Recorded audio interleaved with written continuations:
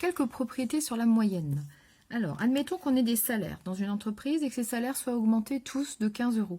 On pourrait se poser la question de ce qui se passe pour le salaire moyen. On va prendre un exemple. Si on a 3 salaires, 1500, 1800 et 2000 euros de 3 personnes, leur salaire moyen va être donc de 1767. Si maintenant chacun des salaires est augmenté de 15 euros, on va avoir 1515, 1815, 2015.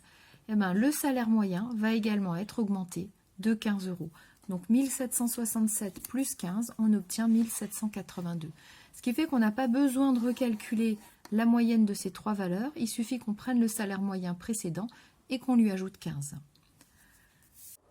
Un autre questionnement, c'est le prix de produits sont doublés entre 2 périodes. Que se passe-t-il dans ce cas-là pour le prix moyen? Prix sur la première période, 1,3, 1,5, 0,9. Les prix ont été doublés, 2,6, 3, 1,8. Les 3 premiers prix, leur moyenne va être donc de 1,23. Si on calcule la moyenne des 3 autres prix, on trouve 2,47. Environ, on a des valeurs approchées.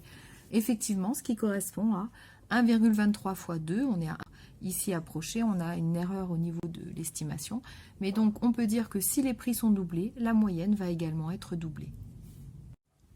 Donc, quand on ajoute une même valeur, la même valeur à toutes les valeurs d'une série, ben la moyenne, pour la calculer de la nouvelle série, il suffit d'ajouter cette même valeur.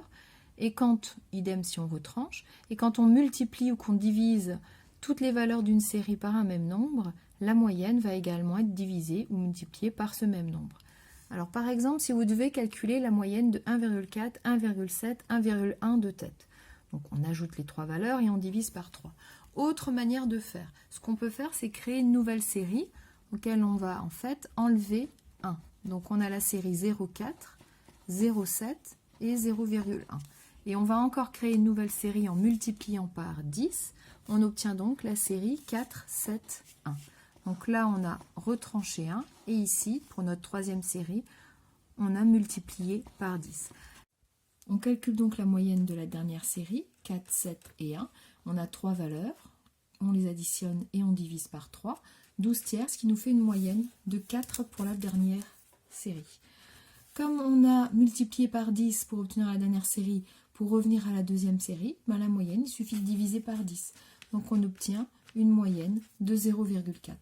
Et pour la première série, pour obtenir les valeurs de la deuxième série à partir de la première, on a soustrait 1. Donc pour obtenir la moyenne de la première série, on va ajouter 1 à la moyenne de la deuxième série. On obtient donc 1,4 qui va être la moyenne de la première série.